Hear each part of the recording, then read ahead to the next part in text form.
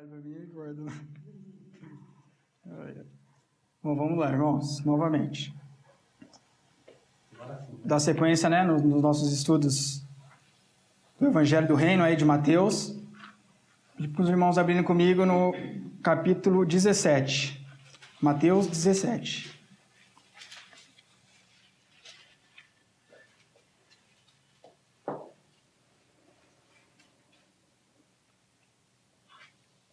Achou?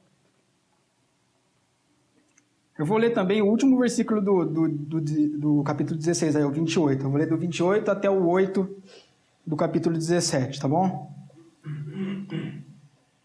Todo mundo achou? 6 dias depois, tomou Jesus... Não, peraí, né? É o 28, eu falei que ia ler o 28 e não li, né? Pulei, desculpa. Em verdade vos digo, que alguns há, dos que aqui se encontram, que de maneira nenhuma passarão pela morte, até que vejam vir o Filho do Homem no seu reino. 6 dias depois, tomou Jesus consigo a Pedro e aos irmãos Tiago e João e os levou em particular a um alto monte. E foi transfigurado diante deles. O seu rosto resplandecia como o sol, e as suas vestes tornaram-se brancas como a luz. Eis que lhe apareceram Moisés e Elias falando com ele. Então disse Pedro a Jesus: Senhor, bom é estarmos aqui. Se queres, farei aqui 3 tendas. Uma será tua, outra para Moisés, outra para Elias. Falava ele ainda, quando uma nuvem luminosa os envolveu. E eis vindo da nuvem uma voz que dizia: Este é o meu filho amado, em quem me comprazo. A ele ouvi. Ouvindo os discípulos, caíram de bruços, tomados de grande medo. Aproximando-se deles, tocou-lhe Jesus, dizendo: Erguei-vos e não temais. Então eles, levantando os olhos, a ninguém viram, senão Jesus. Vamos orar mais uma vez? Senhor, em nome de Jesus, Pai, nós nos colocamos mais uma vez, Pai, em clamor, Pai, em espírito de oração, Pai, pedindo a Tua intervenção, Pai, a Tua graça, a Tua misericórdia para conosco, Pai, a ação do Teu Espírito Santo no nosso meio, na nossa vida, Pai, nos capacitando aqui, Pai, no transmitir da Sua mensagem, nos capacitando no receber da Tua mensagem, da Tua palavra, Senhor. Em nome de Jesus, Pai, possa haver iluminação da parte do Senhor, Pai, nos nossos corações, nas nossas vidas, Pai. Nós consagramos esse tempo, Pai, nas Tuas mãos, Pai. Em nome de Jesus, Senhor. Amém. Bom, irmãos, como nós temos visto aí na ótica do Evangelho do Reino, são vários pontos que a gente, ao longo desses estudos, a gente já pôde ver aplicações do Evangelho do Reino. Nós vimos a palavra do reino, a autoridade do reino e assim por diante. E eu acho, ao meu ver, esse é um dos textos que assim, não dá para a gente pular sem falar do Evangelho do Reino, sem pular, pulando esse texto. Que é uma experiência que os discípulos tiveram ali, uma experiência gloriosa com o Senhor, né? Uma experiência única e especial. A gente sabe que essa é uma experiência que é única porque hoje a gente não vai ver ela nas nossas vidas da mesma forma, né? Primeiro porque o Senhor não tinha nem passado pela cruz ainda. Né? O Senhor ainda não tinha nem sido ressurreto, como a gente viu. Então, é uma experiência única, particular. Né? Mas em alguns aspectos ela é semelhante, ela tipifica aquilo que também o Senhor faz nas nossas vidas, que é o que a gente estava vendo aqui nos nossos corações. Né? De forma espiritual, ela se aplica também aos nossos corações. Então a ideia é a gente olhar para esse texto hoje, né? A gente vai olhar alguns pontos aqui, para a gente entender como que isso aqui se relaciona com a nossa vida prática também, né? E o que o Senhor pode nos mostrar, o que o Senhor estava querendo mostrar, qual que era o propósito dessa manifestação aqui, né? Qual que era o fim proveitoso. Como a gente sabe que toda manifestação, né, que é realmente da parte do Senhor, tem um fim proveitoso. A gente vai dar uma olhada para esses versículos para entender isso. Aí no versículo 17, né, no versículo 1 do capítulo 17, diz assim: 6 dias depois. Né? Depois do quê? Depois, né, do que nós lemos lá no versículo 28. Depois de Jesus ter anunciado para eles que alguns que estavam ali passariam, né, não passariam pela morte até que vissem o Filho do Homem no seu reino. E, anteriormente, como a gente viu no último estudo até, né, quem teve a oportunidade de ver, nós falamos foi nesse último estudo que o senhor falou ali da questão do quê? Do negue-se a si mesmo, né? Que a gente viu lá que era o remédio para a hipocrisia dos fariseus, né? E dos discípulos também. A gente viu que a questão da hipocrisia estava muito mais perto do que eles imaginavam e que tomar a cruz e seguir Jesus, né? O perder para achar era o remédio para aquilo. E vendo o contexto, né, das duas passagens aqui da transfiguração, a gente vê aqui o quê? Essa questão que antecede aqui a questão do tomar a cruz, é como que está colocado aqui por Jesus e ele termina falando a questão do tomar a cruz. Em verdade vos digo que alguns há do que aqui estão. Ou seja, a gente pode entender que aqui há um pré-requisito para essa experiência, né? Essa experiência que eu vou chamar assim, aí no final do versículo 28, ó, de ver o Filho do Homem no seu reino. Essa experiência de ver o Filho do Homem no seu reino, primeiro ponto aqui que a gente já consegue observar, olhando para o contexto, é que há um pré-requisito aqui. E o pré-requisito era: aquele que quer vir após mim, negue-se a si mesmo, tome a sua cruz e siga-me. Esse era o primeiro ponto. O pré-requisito aqui para essa experiência na nossa vida é tomar a cruz e seguir Jesus. Que esse aqui era um resultado, né? Essa experiência que eles tiveram foi um resultado de estarem seguindo a Jesus. Né? A gente vê que 6 dias depois tomou consigo a Pedro e aos irmãos Tiago e João e os levou em particular. Ou seja, essa é uma experiência, esse em particular com Jesus é só para quem tomou a cruz, né? A gente vê que é um pré-requisito, é para aqueles que tomaram a cruz. E no versículo 28 a gente vê: em verdade vos digo que alguns há. Vocês localizaram aí? Alguns? Por que alguns? Por que não todos? Ele estava falando para todos os discípulos, mas por que alguns?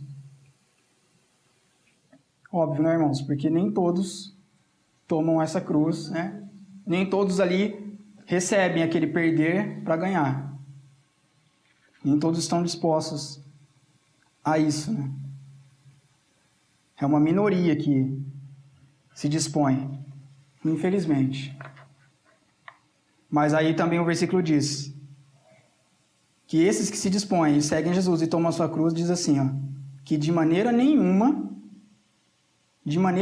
olha só que lindo, né? Passarão pela morte até que vejam vir o Filho do Homem no seu reino. É ou não é maravilhoso? O Senhor afirma, né? Uma afirmação da parte do Senhor que aqueles que tomam a cruz, né, irmãos? Que eles estão dentro desse pré-requisito, de maneira nenhuma passarão pela morte até que vejam o Filho do Homem no seu reino. Que vejam o Filho do Homem no seu reino. Essa é a experiência, é isso um pouquinho do que a proposta aqui para a gente refletir hoje e falar. Vamos dar uma olhada então agora primeiro na experiência, né? No que aconteceu aqui, só uma olhadinha, depois a gente vai olhar no que isso se aplica na nossa vida prática. Que é o que tem de prático para as nossas vidas. Aí eu convido os irmãos, eu vou pedir para alguém ler, por favor, o versículo 1 e 2 do capítulo 17, para a gente começar a olhar a experiência. 6 dias depois, tomou Jesus consigo a Pedro e aos irmãos Tiago e João e os levou em particular a um alto monte. E foi transfigurado diante deles, e seu rosto resplandecia como o sol, e as suas vestes tornaram-se brancas como a luz. Obrigado.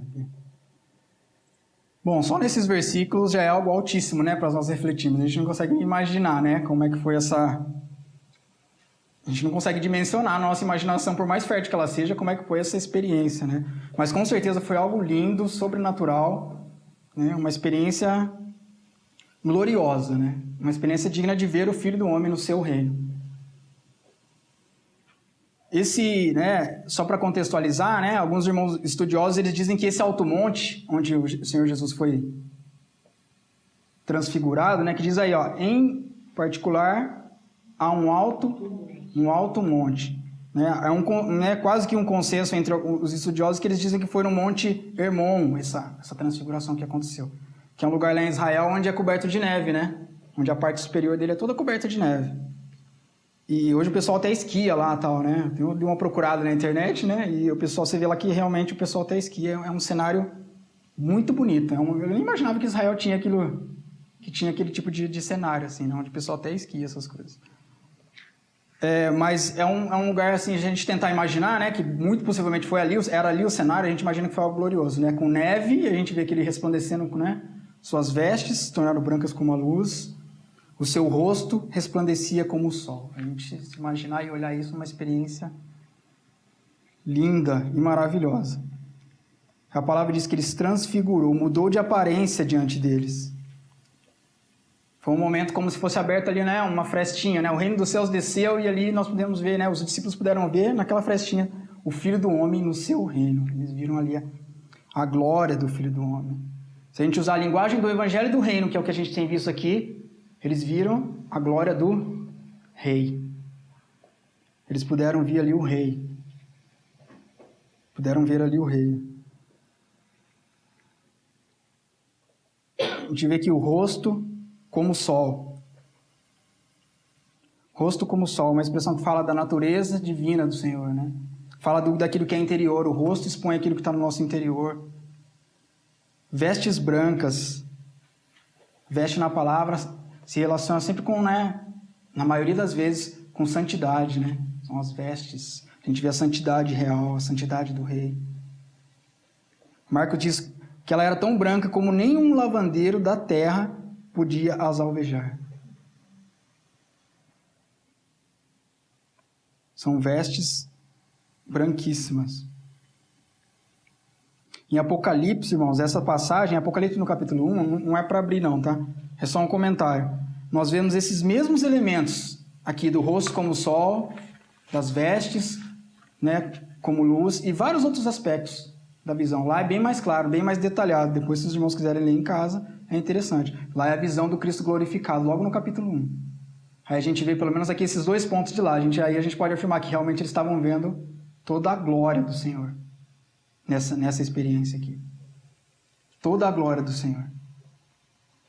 Pedro, nessa experiência, ele deu um relato na carta dele sobre essa experiência aqui. Ele não precisa abrir, não. Depois vai ter alguns versículos que eu vou pedir para os irmãos abrirem. Mas esse aqui eu só vou citar para os irmãos.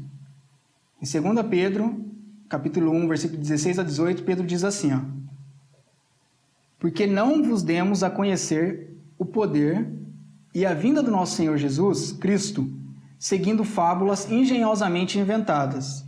Mas nós mesmos fomos testemunhas oculares da sua majestade. Pois ele recebeu da parte de Deus honra e glória, quando pela glória excelsa foi enviada a seguinte voz: este é o meu Filho amado, em quem me comprazo. Ora, esta voz vinda do céu, nós a ouvimos quando estávamos com ele no Monte Santo. Linda a declaração de Pedro dessa experiência, né? Ele usa palavras como: nós fomos testemunhas oculares da sua majestade. São termos, né, que a gente, olhando para a ótica do Evangelho e do Reino, a gente vê termos reais, né, usados. A gente não chama ninguém de majestade hoje em dia, né? Mas são termos lindos e maravilhosos, assim, na ótica daquele que contemplou essa glória do Senhor. Nós fomos testemunhas oculares da sua majestade.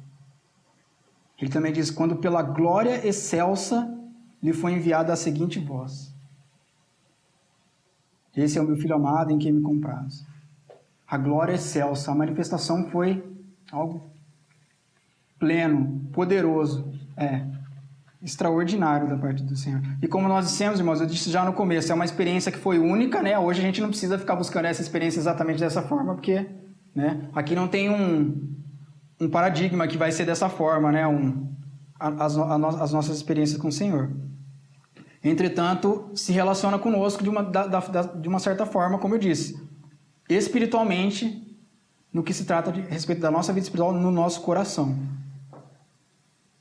2 Coríntios 4, 6 diz o seguinte: porque Deus que disse: das trevas resplandecerá a luz, Ele mesmo resplandeceu em nosso coração, para a iluminação do conhecimento da glória de Deus na face de Cristo. Eu ia até pedir para os irmãos abrirem esse versículo aqui comigo, mas como na ceia nós tivemos um versículo bem parecido e foi muito legal, assim, o Lucas já deu uma explicação, eu acho que vai ser muito mais rápido para a gente entender essa questão que eu estou dizendo, né?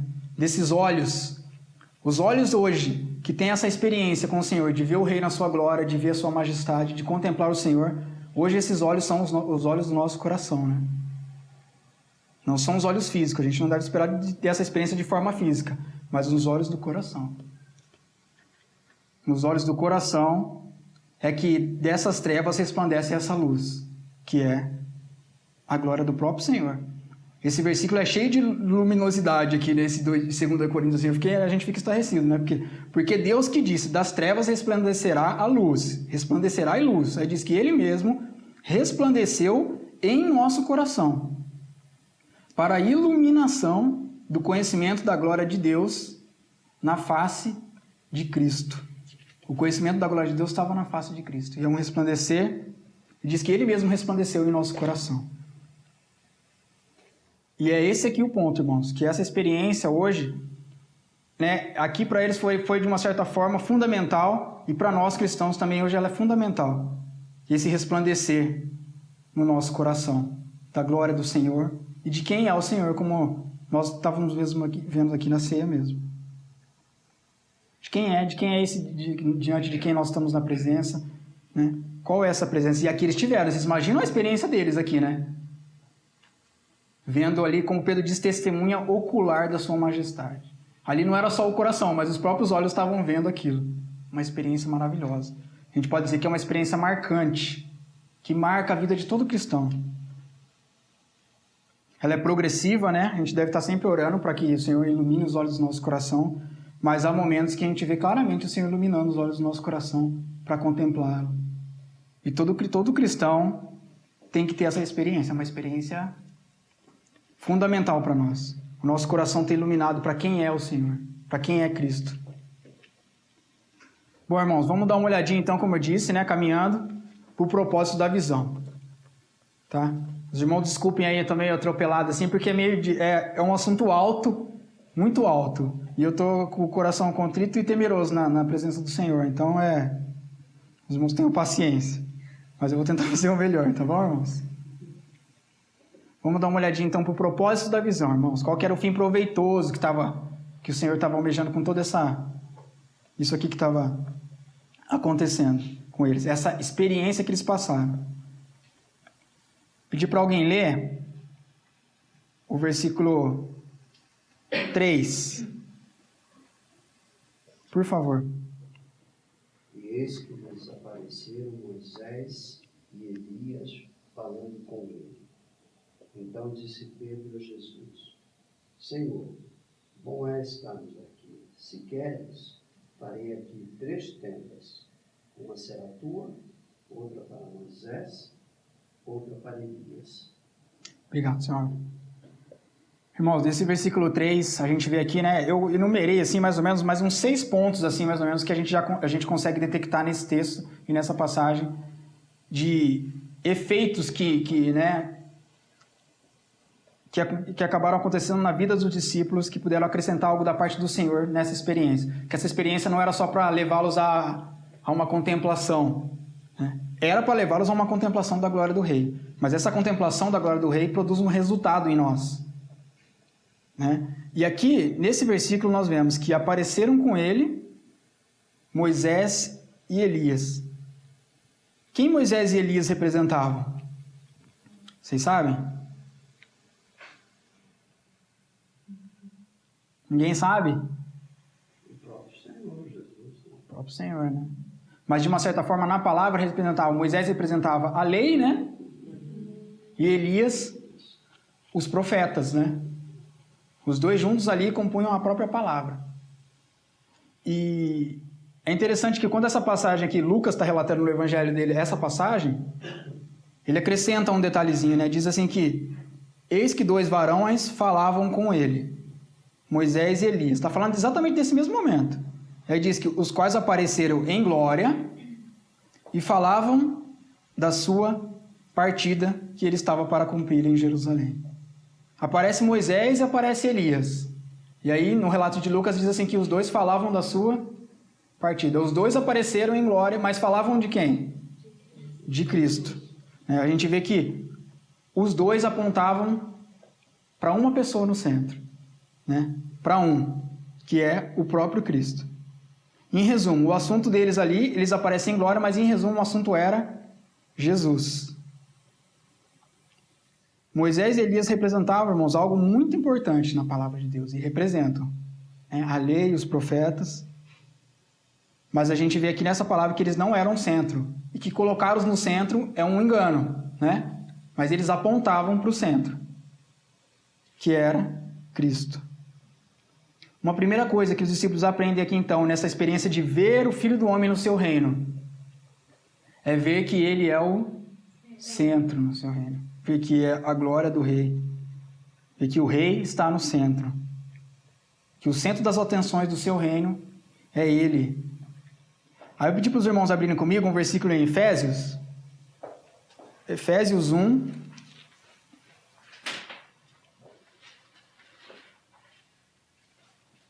Capítulo 1, versículo 9 e 10.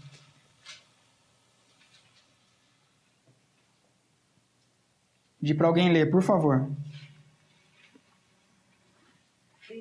Desvendando-nos o mistério da sua vontade, segundo o seu beneplácito que propuser em Cristo, de fazer convergir nele, na dispensação da plenitude dos tempos, todas as coisas, tanto as do céu como as da terra. Obrigado. Bom, esse versículo é tremendo, e ele né, lança a luz aqui a exatamente isso que a gente está vendo, a questão de ver Cristo no centro das coisas. Ele diz assim, ó, desvendando o mistério da sua vontade, né, segundo o seu beneplácito, propuserem Cristo, de fazer o quê? Convergir nele, na dispensação da plenitude dos tempos, todas as coisas, tanto no céu como as da terra. Diz que o Senhor, né, o beneplácito do Senhor, a vontade, o mistério da vontade do Senhor, ó, que propuseram em Cristo. O que o Senhor propunha em Cristo? Fazer convergir nele todas as coisas, tanto as do céu como as da terra. O que significa convergir? Né, segundo o nosso Aurélio Miguel, né, nosso amigo, Aurélio Miguel não, Aurélio, né?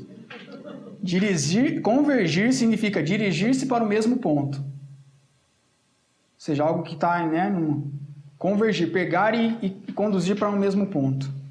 E a palavra diz que o Senhor propusera em Cristo fazer convergir nele todas as coisas. Todas as coisas. A gente vê que o Senhor, de fato, é o centro. E o mistério dessa vontade, por isso que a gente precisa ter esse mistério iluminado nos olhos do nosso coração, que é um mistério. E é por revelação, né? A gente precisa ver esse mistério dessa vontade do Senhor, que é de fazer convergir nele todas as coisas. Como discípulos, irmãos, todos nós também precisamos aprender esse princípio, né, com esse iluminado do Senhor no nosso coração. Essa iluminação de ver Cristo no seu reino também pode nos iluminar, né, nos fazer resplandecer no coração, como nós vimos, e nos enxergar que tudo converge para Ele. Que todas as coisas convergem para Ele. Que Ele é o centro. A gente aprende que o centro não é uma religião, o centro não é a própria igreja, o centro não é a obra do Senhor, mas é uma pessoa, que é o próprio Cristo. E claro, né, o centro é muito menos nós mesmos, né? Mas às vezes a gente acha que é. Na hora que eu estava pensando nesse versículo, aí me veio essa frase na cabeça: o centro não é você também. O centro não é a igreja, a gente quer aplicar muita coisa para fora, né? O centro não é. E o centro não é nós mesmos. Aí já me sondou todo, né? Falei, nossa, verdade, eu não sou um centro. E a gente se acha o centro, né? Ah, eu tenho um problema tal, eu tenho um problema tal, eu tenho esse problema, eu tenho esse, estou passando por isso e aquilo. Nós nos colocamos no centro rapidinho das atenções, tudo faz convergir para nós, né? Ou contra, né? A gente acha que sempre contra, né? Ai, Senhor, o Senhor está fazendo convergir todas as coisas contra nós. A gente também aprende que essa iluminação no nosso coração é poderosa para nos iluminar e fazer entender que nós não somos no centro, né? O centro é o Senhor. Glória a Deus, porque se nós fôssemos o centro, tudo sai de harmonia. E quanto das nossas vidas, irmãos, olhando nesse sentido, precisa aprender a se convergir nele, né? Quantas das nossas vidas, áreas que precisam ser tocadas pelo Senhor? Quantas áreas da minha vida têm sido tocadas pelo Senhor? Só esse ano já foram várias, assim, né? Algumas são retocadas pelo Senhor, não de arrumar, mas de tocar mais de uma vez ali, tocar naquela área e falar, ó, isso aqui precisa convergir para mim, isso aqui precisa passar pela cruz, isso aqui precisa... É uma obra maravilhosa. Mas o objetivo pleno é que o Senhor faça todas as coisas, que nem a gente vê ali, não algumas coisas, ou aquilo que você deixar o Senhor fazer, mas que todas as coisas possam convergir nele. Como nós precisamos, irmãos, dessa visão e dessa revelação de ver Cristo no seu reino. Nesse primeiro ponto aqui a gente já vê que o Senhor é o centro. Moisés e Elias aparecem importantíssimos na palavra. Os dois representam a palavra em si. E ela aponta numa direção. Cristo. A gente vê muito lindo esse aspecto na vida de João Batista, né? Quando Jesus está vindo lá para ser batizado, aí ele diz, né, eis o Cordeiro de Deus. Os olhos vão para ele, né? Quem que é esse aí? Ele olha assim, né? A gente vê nas ilustrações que tem, mas ele diz, eis o Cordeiro de Deus, que tira o pecado. Não sou eu, é ele. E depois ele diz lá na frente, quando vão questionar ele, né? Fala, ele está, né? Estão seguindo mais a Jesus, né? E andando mais atrás dele do que... os discípulos dele estão batizando mais do que você. E aí, o que você vai fazer?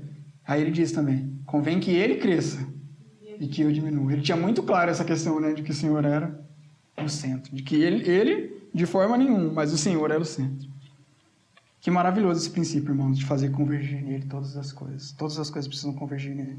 E essa revelação de ver Cristo no seu reino, essa iluminação que vem da graça de Deus, né? Foi o Senhor que tomou eles pelas mãos e levou eles para essa experiência.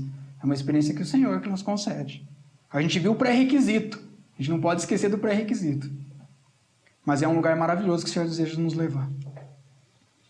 Se alguém quiser comentar alguma coisa, fazer algum comentário, pode falar, viu, irmãos? Só levantar o braço e eu passo o microfone. Pedir para alguém ler comigo. Então, irmãos, vamos dar sequência. A gente vai olhar mais um ponto. O versículo 4. Então disse Pedro a Jesus, Senhor, bom é estarmos aqui. Se queres, farei aqui 3 tendas. Uma será tua, outra para Moisés e outra para Elias. Obrigado. Alguém tem dúvida de que essa afirmação de Pedro é extremamente verdadeira e que qualquer um de nós poderia fazer ela, se realmente tem iluminado os olhos do coração de que, né, de quem é o Senhor no seu reino, da glória do Senhor, de quem Ele é? Bom é estarmos aqui. Essa primeira parte dessa afirmação dele é algo maravilhoso. Com certeza não tem um lugar melhor. Você consegue pensar em algum lugar melhor para se estar? Do que na presença do Senhor, ali diante da manifestação da glória dele, você vendo que Ele é o centro e que tudo ali está convergindo para Ele. E aquela manifestação maravilhosa. Pedro então exclama, né? Bom é estarmos aqui. Bom é estar diante da glória do Rei. Só aqui, irmãos, o homem encontra gozo e satisfação plena, que jamais encontrará em nada na terra. Só aqui, na presença do Senhor. Só nessa presença, só quando os olhos do coração são iluminados, a gente começa a encontrar gozo de verdade e verdadeiro. Paz verdadeira, né? Um descanso. Algo que nada na terra pode nos oferecer. A expressão de Pedro é bom é estarmos aqui. É ou não é, irmãos? Nós podemos dizer que hoje é bom é estarmos aqui. Aqui. Na igreja, em igreja, né? Podendo louvar o Senhor, cantar ao Senhor, orar pelo Senhor. Em muitos lugares não se tem essa liberdade, né? Não se tem essa simplicidade e a pureza muitas vezes também, devidas a Cristo, como a própria palavra diz. E nós podemos dizer, bom é estarmos aqui. Às vezes a gente está aqui pensando em outras coisas lá fora, falando, nossa, porque a gente está buscando uma satisfação o tempo todo, né? Nosso coração fica buscando deleites e prazeres, assim, a gente é incansável. Mas quando os olhos do coração são iluminados, a palavra que sai da boca de Pedro ali, né, que era um impetuoso, bom é estarmos aqui, o que é isso? Isso aqui é maravilhoso. Como que ele disse assim, bom é estarmos aqui.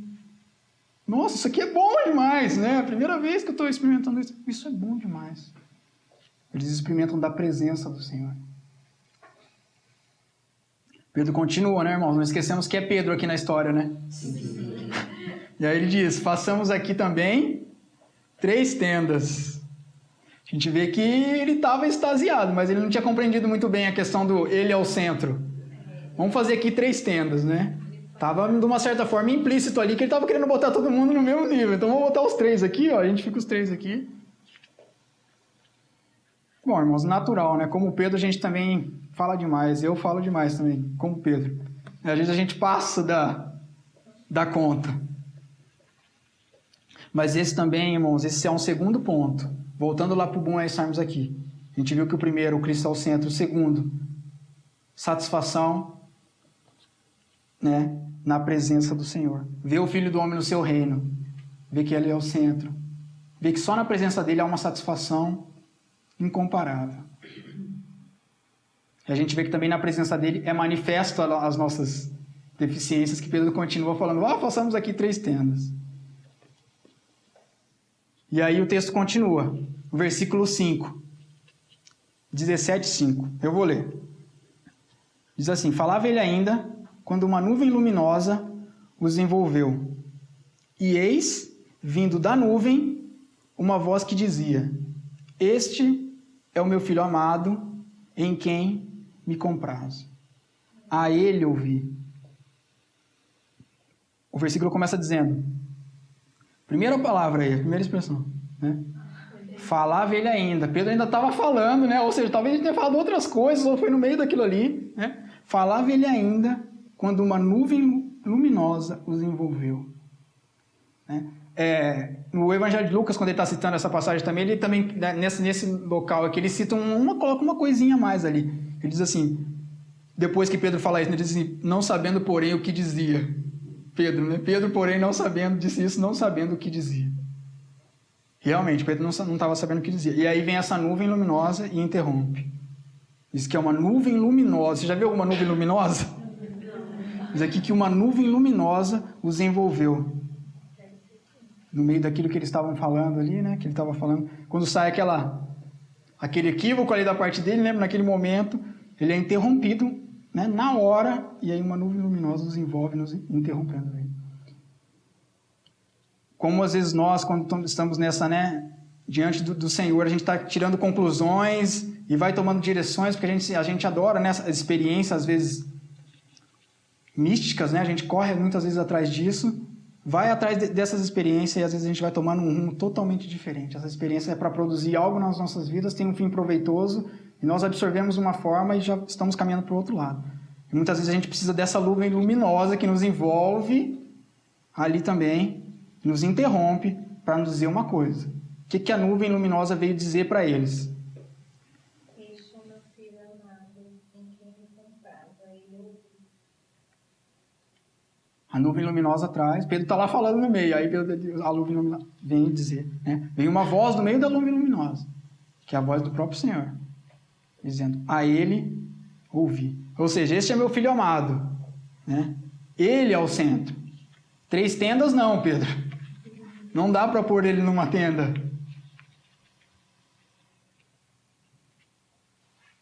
A gente vê que tudo perde o brilho, né? Quando essa nuvem luminosa nos envolve, nos trazendo luz e direciona a vida deles, ali naquela hora. E a atenção deles. Cata toda a atenção deles, tudo que aquilo poderia ter causado, aquela questão, aquela visão, canaliza tudo aquilo para um fato. Qual que é o fato? Este é o meu filho amado, é ele que é o filho. E aí continua, a ele ouvi. Essa mesma declaração lá no começo de Mateus, a gente tem ela, né? Quando Jesus é batizado, né? Vem o Espírito sobre ele e a voz testifica. E aqui é acrescentado esse final, né? A ele ouvi. Você sabe o que significa Simão? O nome Simão? Simão Pedro, né? Simão. Aí eu fui dar uma olhada, significa ouvinte, ou aquele que ouve. Interessante, né? Significa aquele que ouve. E aqui ele recebe uma direção do Senhor. Pedro ouvia muitas vozes. A gente pode dizer que sim ou não? Com certeza, né? Nós também ouvimos muitas vozes. A gente vê que num certo momento, né, no último estudo, até a gente viu que até Satanás entra no meio da história. O Senhor diz, arreda-te, Satanás. Com respeito à vida de Pedro, que estava dando lugar a Satanás. Até a voz de Satanás, às vezes, está lá estava na cabeça de Pedro. E essa voz vem trazer direção para ele falar, é ele ouvir. Ele é o centro, né? A gozo, bom é estar na presença do meu filho, mas a ele ouvir. Como nós precisamos, irmãos, desse resplandecer do Senhor no nosso coração, de ver Cristo no seu reino, e de ver que há uma voz que importa que nós ouçamos, que é a voz dele, que é a ele que se deve ouvir, que é ele que é o centro. Essa experiência estava mostrando a eles deixando para eles muito claro quem era o centro e de quem importava eles ouvirem. E a quem importava eles ouvirem. Também conosco, né, irmãos? Muitas vozes. Muitas vozes. Quantas vozes a gente não ouve por aí? Do nosso lado, né? Na nossa cabeça, quando a gente fica naqueles pensando consigo mesmo, né? O Lucas sempre cita, né? Toma cuidado com esses pensando consigo mesmo, a gente fica ali, às vezes, dando voltas. E às vezes a gente precisa dessa nuvem luminosa que entra no meio da história ali e vem falar, não, a ele ouvir. A ele ouvir. Porque só ele, irmãos, nós devemos ouvir. Porque só eles, como igreja, nós devemos ouvir. Porque onde não há uma só voz, há toda sorte de confusão. Né? Se todos nós começarmos a falar agora aqui ao mesmo tempo, confusão. E tiver um aqui e falar assim, ó, fica prestando atenção no que o pessoal vai falar. Aí todo mundo começa a falar ao mesmo tempo. Vai virar uma confusão. Mas no caso do Senhor, não só por causa disso.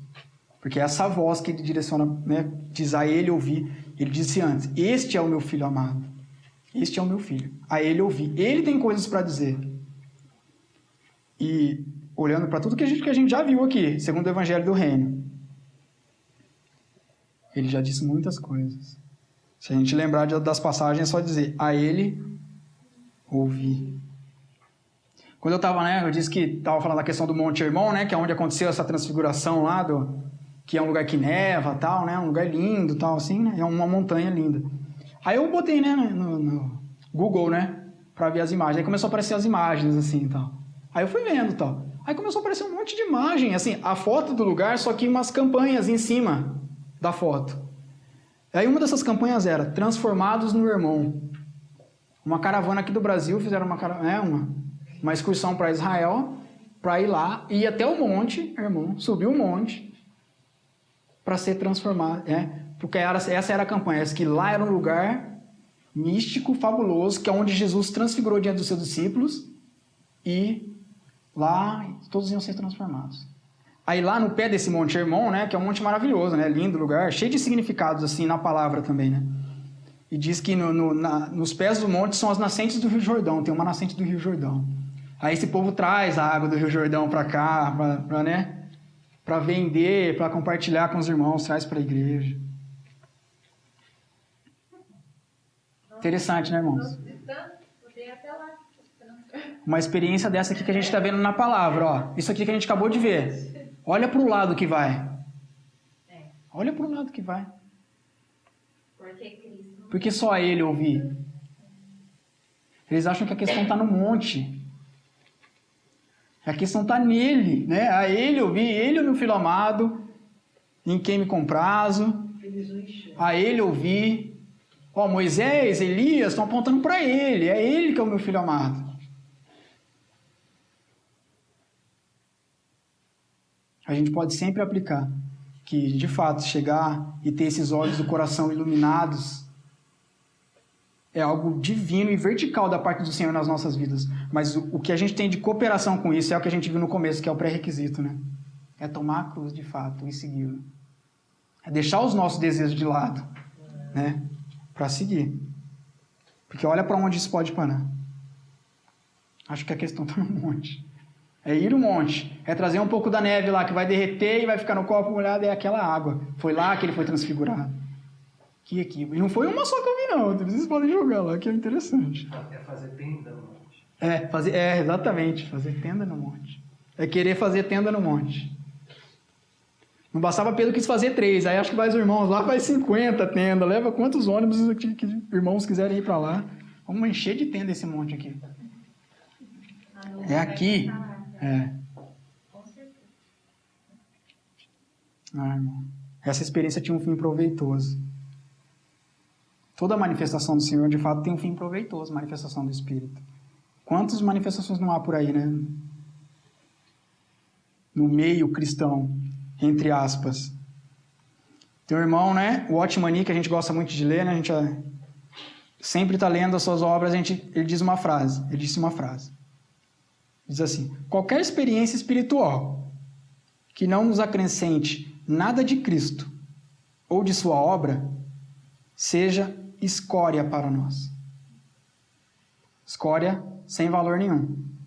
Olha o que ele diz. Qualquer experiência espiritual que não acrescente nada de Cristo ou de sua obra, seja escória para nós.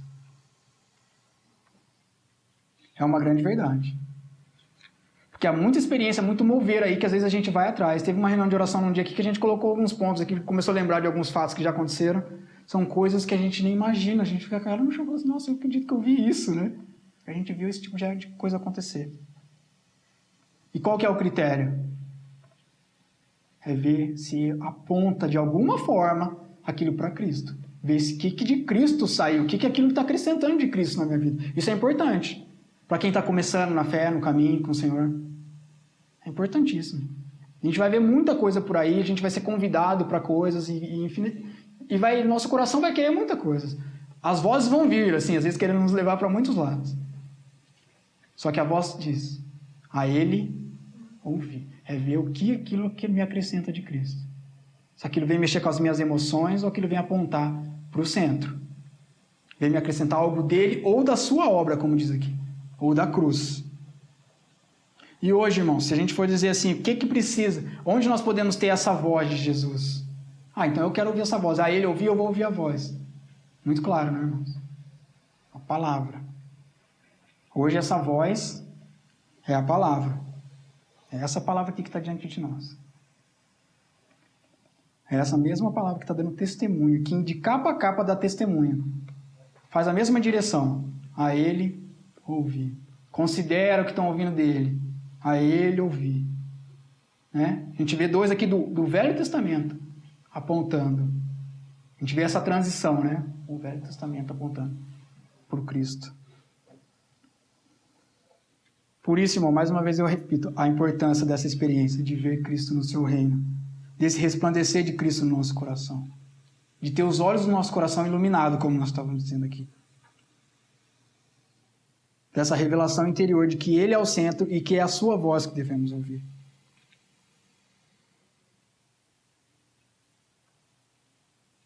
Que maravilhoso e quão fundamental é essa experiência e quanto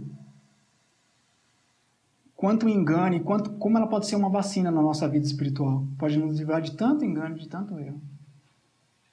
Ver que o Senhor é o centro e que é a voz dele que nós devemos ouvir. O texto continua, irmãos. Diz aí no versículo 6. Alguém lê para mim, por favor.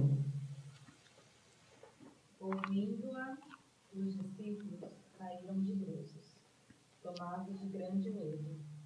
Aproximando-se deles, tocou-lhes Jesus, dizendo: erguei-vos e não temais. Obrigado. Só até aí, tá bom. Obrigado.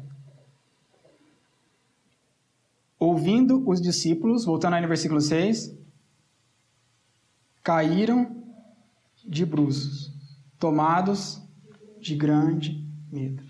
Mais um resultado que acontece daquela experiência, aí a nuvem vem, né? Envolve eles, dá o testemunho, a ele ouvir, o que acontece? Caem de bruços. Vamos usar palavras espirituais aqui por esse momento, né? Ocorre ali um quebrantamento, né, na pessoa deles ali. A gente olhando para essa visão que era realmente com a presença gloriosa do Senhor, de Cristo no seu reino, da glória do Rei, realmente, irmãos, joelhos não suportam e se dobram. Joelhos não conseguem ficar, né? Quantas passagens a gente pode ver, quantos irmãos, Isaías, João lá na visão de Pátimos que a gente comentou no capítulo 1, o que acontece com eles? Caem, né? Eles caem. Muito diferente daquilo que nós estávamos vendo agora um pouco antes aí, né?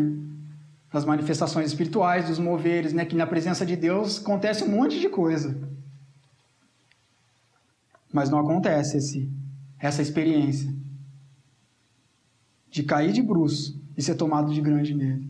Aí, tomado de grande medo, se a gente olhar só no aspecto negativo, Pode ser ruim, mas num certo sentido aqui essa questão produz nele algo importante e que é um princípio também para as nossas vidas. Produz reverência e temor. A palavra diz que o temor do Senhor é o princípio da sabedoria. Mais uma vez, irmão, como é precioso ter essa iluminação do Senhor no nosso coração, para que isso também seja acrescentado nas nossas vidas da parte dele. Quebrantamento e temor a quem é esse rei, a quem é a gente, de quem estamos. Diante dessa majestade que é o Senhor. Quanta reverência e temor falta. Se a gente olhar para essas experiências que eu estava citando, e essas coisas que a gente vê, é falta de temor. Total. Total. Não tem outra explicação. Uma falta de reverência, um descaso e uma ignorância realmente. Por isso que iluminando os olhos do coração para conhecer e tal, é para ter o conhecimento. Como nós precisamos dessa experiência? Com ele realmente, com esse rei em glória, né? Se é o evangelho do reino, eis a glória do rei. E os seus, servos devem conhecer a glória do rei. Saber que é um rei de misericórdia e um rei de amor. Mas que é rei, é soberano. É santo acima de todas as coisas. Se nós, de fato, ouvirmos a Ele, nós teremos temor. Se nós dermos aquele, o que a gente viu antes, do ouvidos a Ele, nós teremos esse temor. Como nós precisamos ter no coração restaurado esse temor. Temor ao Senhor. Temor e reverência ao Senhor. Temor e reverência no louvor, na mesa do Senhor, no ouvir a palavra, na oração, na igreja, em casa, na nossa conduta, no dia a dia, em todas as coisas. Essa experiência que estava acontecendo aqui com eles acontece no alto do monte, mas logo depois eles descem do monte.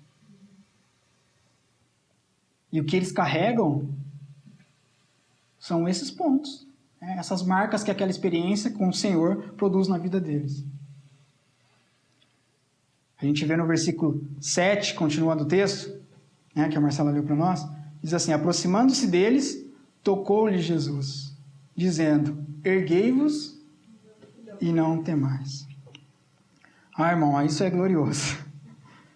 A gente vê que o rei, produz nele lá toda aquela glória excelsa, como Pedro disse, majestade, glorioso, rosto como o sol, vestes santas, resplandecendo como a luz, toda aquela autoridade, aquele poder. A gente vê duas palavrinhas nesse versículo, aproximando-se, tocou-lhes.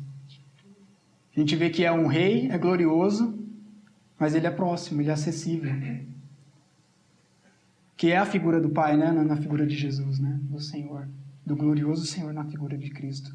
O Emanuel, o Deus conosco.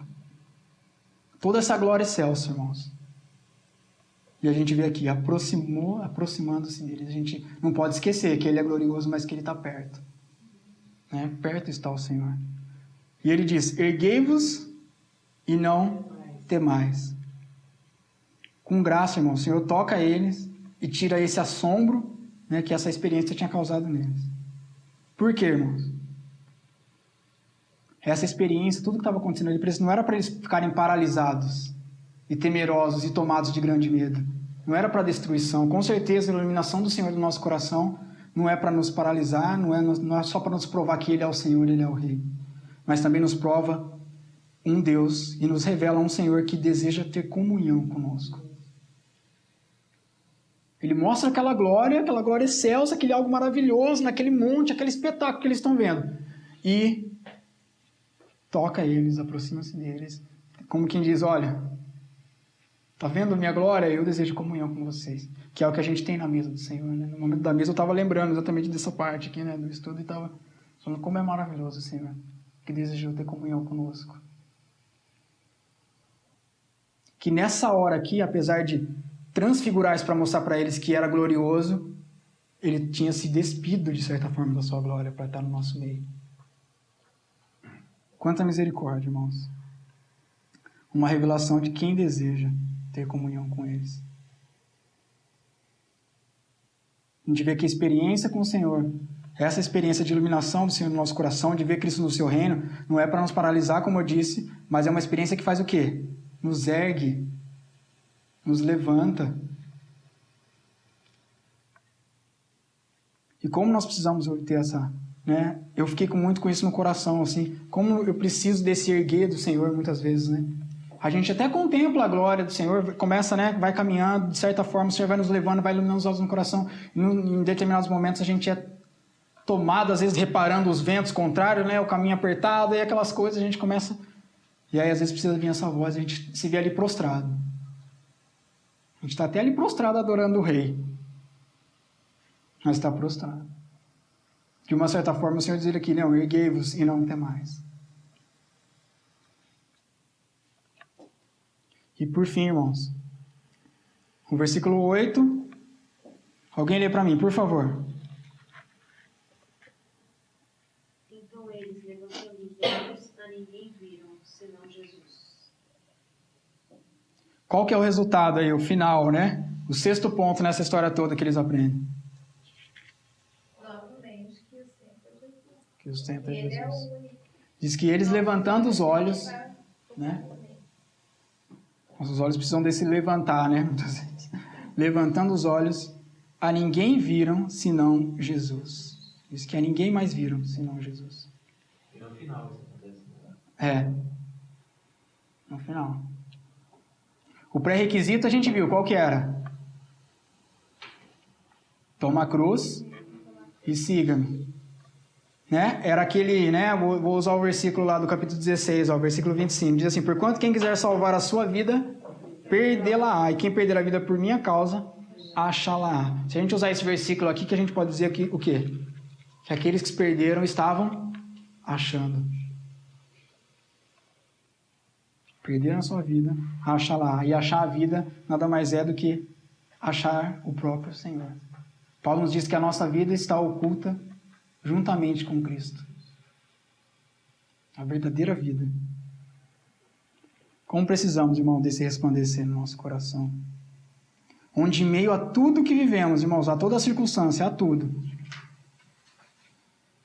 no nosso interior, a ninguém mais vemos, senão Jesus.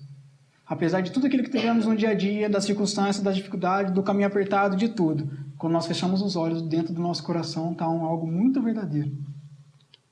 Algo que veio do alto, algo que o Senhor iluminou no nosso coração.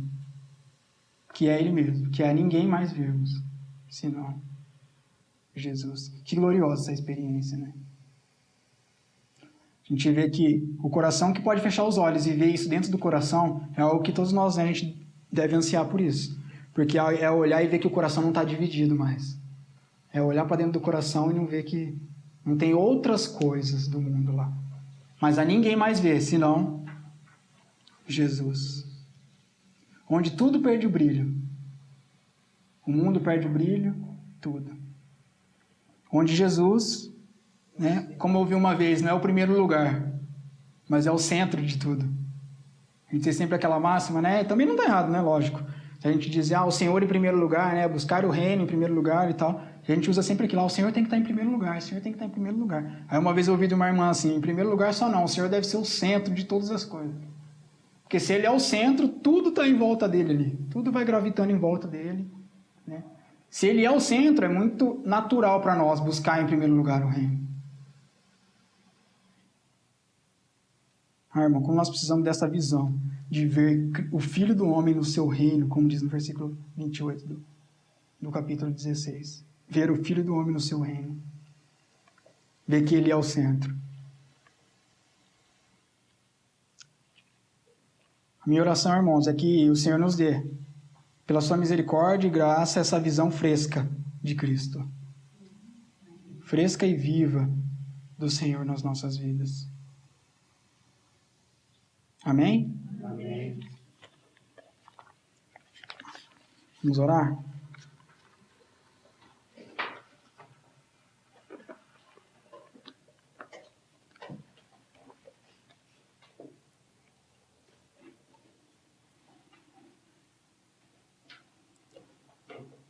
Senhor, muito obrigado, Pai. Quero te agradecer, Senhor, mais uma vez pela oportunidade, Senhor, de estar aqui, Pai. Pela oportunidade que o Senhor nos dá como igreja, Senhor Jesus, de nos achegarmos, de nos reunirmos, Pai.